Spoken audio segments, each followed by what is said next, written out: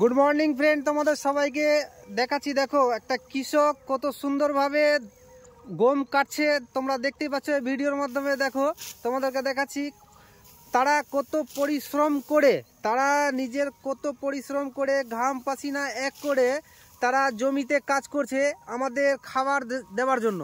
তারা দেখো কত সুন্দরভাবে জমিতে ওরা গম কাটছে, গমটাকে কেটে বিভিন্ন ধরনের খাবার তৈরি হবে। এই খাবারটা আমাদের সবার কাছে পৌঁছে যাবে। তো তোমাদেরকে দেখাচ্ছি, দেখো কত সুন্দরভাবে তারা, আমার কৃষক বন্ধুরা কত সুন্দরভাবে তারা ক্ষেত পরিষ্কার করছে এবং ক্ষেতটাকে ভালো করে যত্ন সহকারে গমটাকে কাটা হচ্ছে। তো তোমাদের এই ভিডিওর মাধ্যমে দেখাচ্ছি। ভিডিও যদি ভালো লাগে তাহলে আমাকে পারলে একটা লাইক, কমেন্ট, ফলো, শেয়ার করে দেবা এবং আমার পাশে থাকবা, যাতে তোমাদের কাছে আমি ভালো ভালো ভিডিওগুলো দিতে পারি।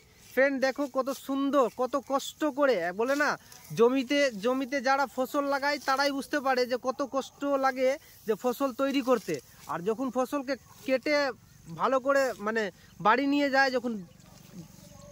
নিয়ে যায়, যখন খাবার তৈরি করে, আর যখন আপনার ফসল ভালো হয় না তখন কৃষকের মন কত খারাপ হয়। তো ফ্রেন্ড বলতে চাইছি, দেখো খুবই কষ্ট অনুভব করতে হয়, তাদেরকে পরিশ্রম করতে হয় এবং পরিশ্রমের ফল মিষ্টি আসে। তো তোমাদেরকে বলতে চাইছি, ভিডিওটা যদি ভালো লাগে তাহলে আমার পাশে থেকে তোমরা আমাকে লাইক, কমেন্ট করবে এবং যাতে তোমাদের ভালো ভালো ভিডিওগুলো দেখাতে পারি, তার জন্যই আমি তোমাদের এসছি এই গমের ক্ষেতে। গম কাটা হচ্ছে, তো দেখো এবং দেখাচ্ছি তোমাদেরকে। দেখো কত সুন্দরভাবে গম কাটছে। তো এই গম সাধারণ গম না, গম হচ্ছে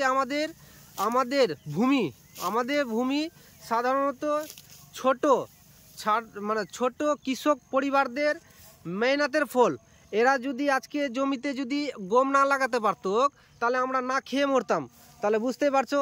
তো এই কৃষক ভাইদের জন্য একটা লাইক, কমেন্ট করে দিবা এবং ফলো করে দিবা, যাতে এরা পরবর্তীকালে ভিডিওগুলো এবং